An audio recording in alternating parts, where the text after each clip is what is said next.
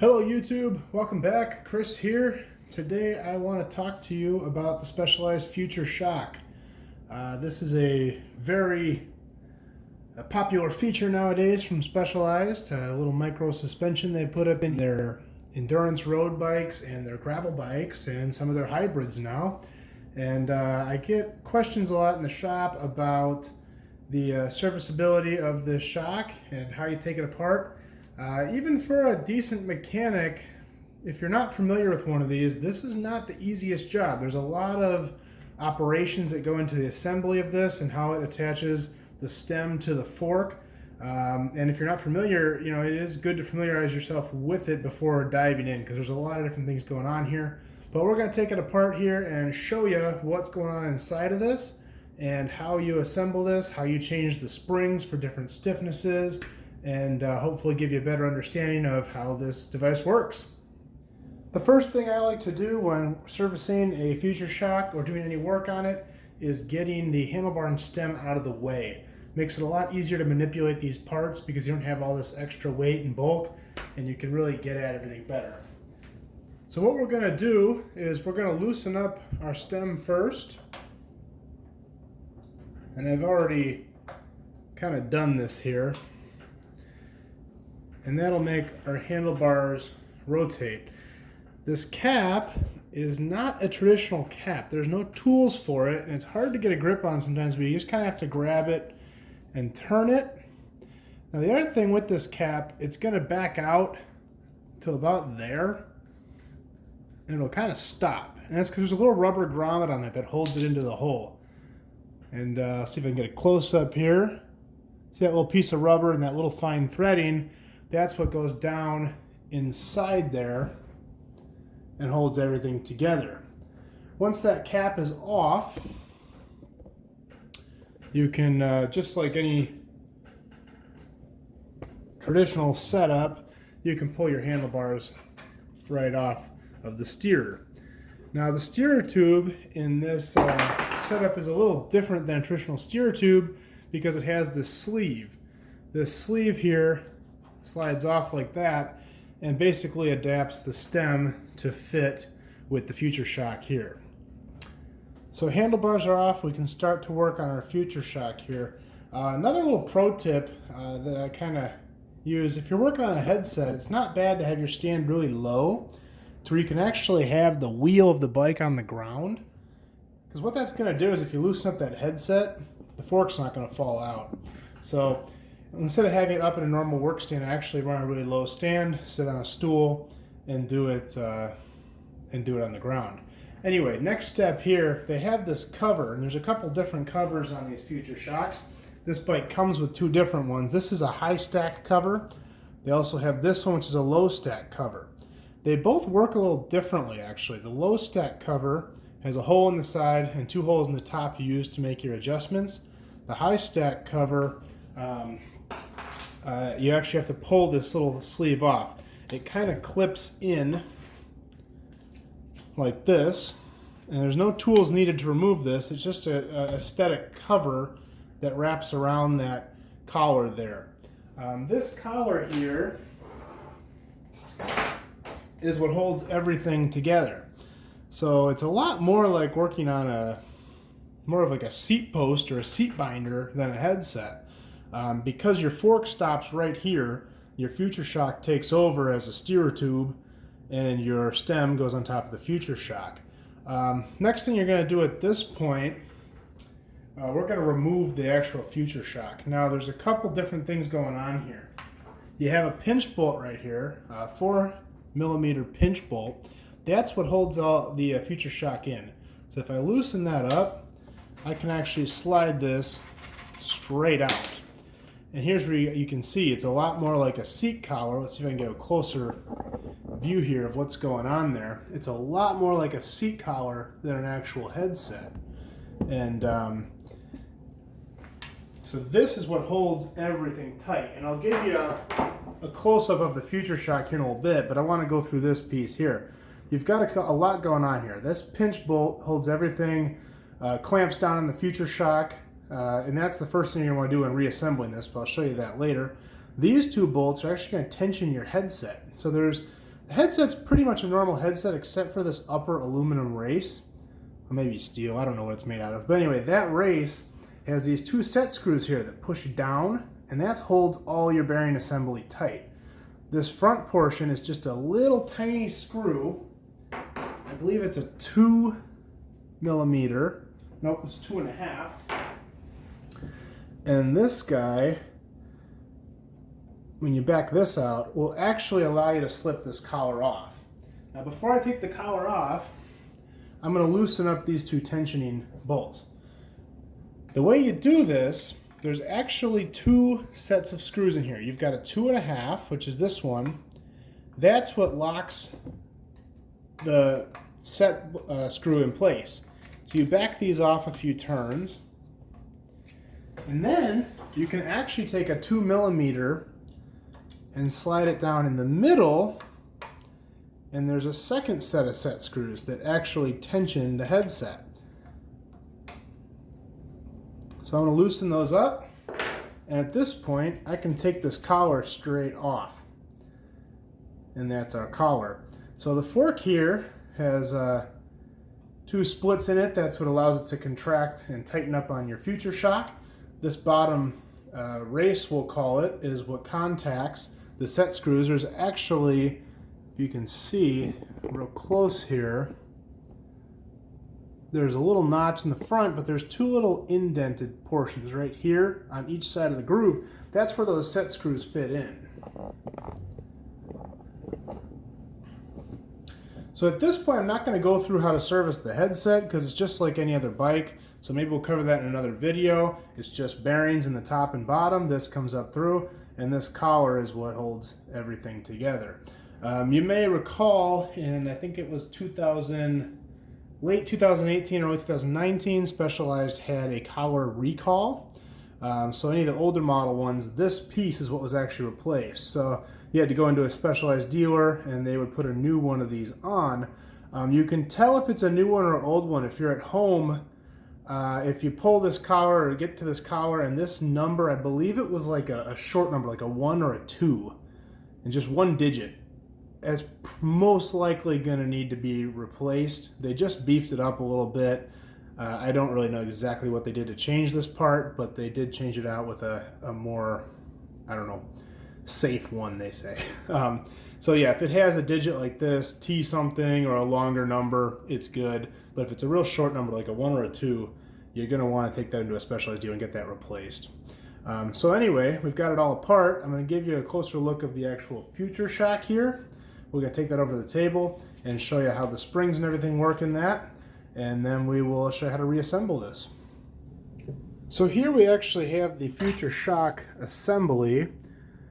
This is a one piece. You're not supposed to disassemble this other than changing out the spring in the top, which I'll show you. It's got a rubber boot here, and this here is a minimum insert. So the way you actually adjust your stack height on this system, it depends on how far into the frame you put this. So that's how you change out that stack height top cap, and you just insert this further if you want it lower or less far if you want it higher. But this is the whole assembly. To open it up, you only have to worry about the top. The bottom, I'm not 100% sure what that screw does, but they don't recommend disassembling the cartridge at all. This is the only thing we need to worry about. And to open this, it's a 20 millimeter cone wrench, or really any wrench, but I find a cone wrench works really good for it because it fits kind of right on there. It's a kind of narrow little slot, and then once you get it loose, you can spin this cover out. Now when these bikes are new, they usually come with no spring in there, and you can actually ride this with no spring in it, but most people do add a spring in there. So they usually ship these with no spring in them, and if you look down in there, it's that's where your spring will go. Now the bike came with 3 springs, and they're color coordinated. Blue is going to be the loosest and have the most give. Black is the medium, and yellow is the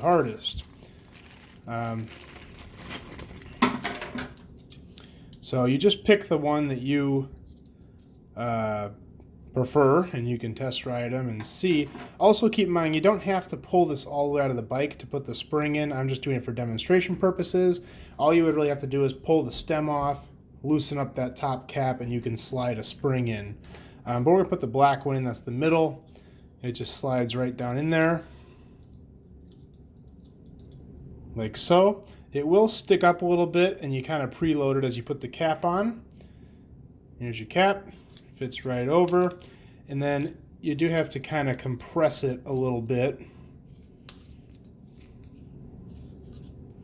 as you tighten it up. And then you just snug it up.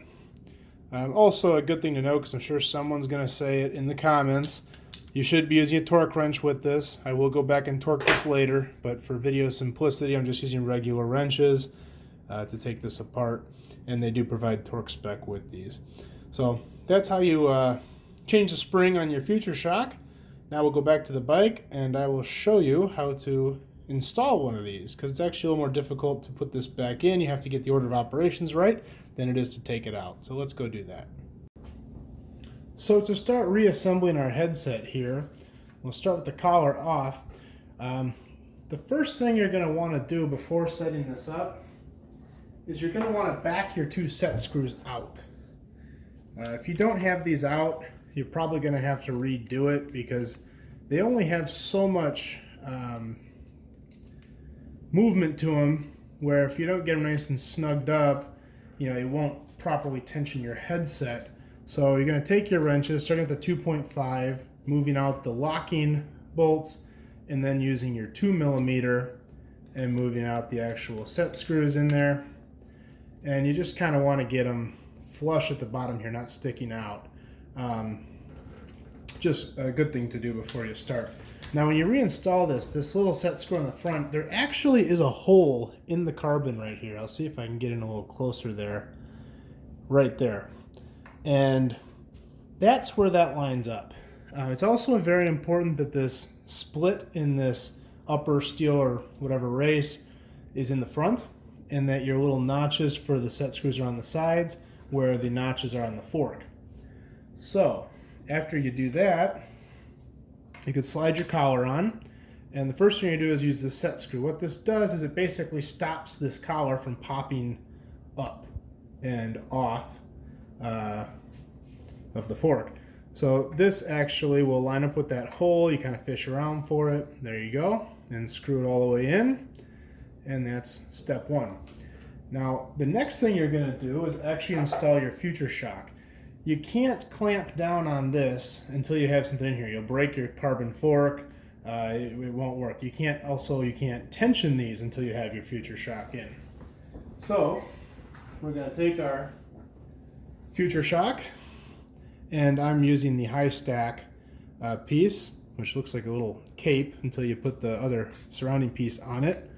Making sure you note your min insert. Now if you're using this high stack all the way down, it won't be a problem, but let's say you like a little higher stack height, you can move this all the way up to here. And the way you would do that, let me grab some spacers here. So the way you would do that, if you wanted to raise that stack height up a little, you pull your future shock out, you pull this cover off, and you put headset spacers on here first. And I don't know if it'll take 3 of these and still make the min insert. It's close, so probably would just do 2, just to be safe. And you can still see your min insert, and then you could slide this down and have that extra stack height there. You just gained 10mm there of stack height. But anyway, we're going to put this back the way it was, taking those spacers out and slide them back in. So now that the future shock is in, the next step you're going to do is to tension up your collar here. Again, you will want to do this with a torque wrench. I'm just going to go super light on this because I'm going to redo all this anyway and set this bike up right for a customer. But I forgot to bring my torque wrench here, and I left it at the shop. So I'm just doing it this way for now, but do use a torque wrench. I believe this is a 6.2 torque, not 100% on that, but I think it is that you do. So after you've snugged up this collar, you can start to tension your headset. So let's see if I can get in closer here. Okay, so here I can give you a better view of what's happening with this set screw. I'm going to start with my 2mm Allen wrench. I'm going to put it down inside the set screw, and I'm going to turn it, and you can see it there poking through the bottom, and it will touch our race and tension. Now, you don't want to go crazy on just one side. You need to tighten these evenly, or else the collar will kind of sit crooked. So you do a little bit on one side, do the same on the other, and kind of balance it out. And then after you do that, go back to the other side, and you should be nice and tight. And just like a regular headset, you can grab it and kind of shake it just to make sure it's getting enough tension on it. Once you've done that and everything looks good and tight, then you take your 2.5mm Allen wrench, you go down in the same hole, it just won't go in as far, and you're going to tighten up your locking bolt here.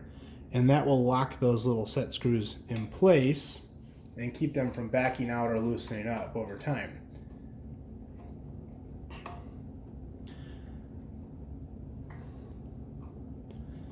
Once you've done all those things, your future shock is all tightened up, and your headset will be good to go. At this point, we can slide our cover back on,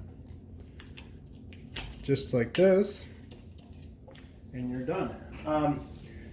If you were using the low stack cover, you don't need to do that. Everything's exposed. This will do the pinch bolt on the collar, and these will do the 2 set screws, so you can just go right down through it. It is important to have a nice set of Allen wrenches for this. A really long 2mm and 2.5mm, especially if you're not taking the stem off, make this a lot easier to do than if you're using a really dinky little set, because you need some length to clear everything here. So having nice Allen wrenches really pays off in this procedure. Once that's done, we can just go ahead and start assembling the rest of our bicycle. Here's this little sleeve that basically spaces out the stem. The notch is supposed to go in the back of the stem where the pinch bolts are. So we're going to slide that down.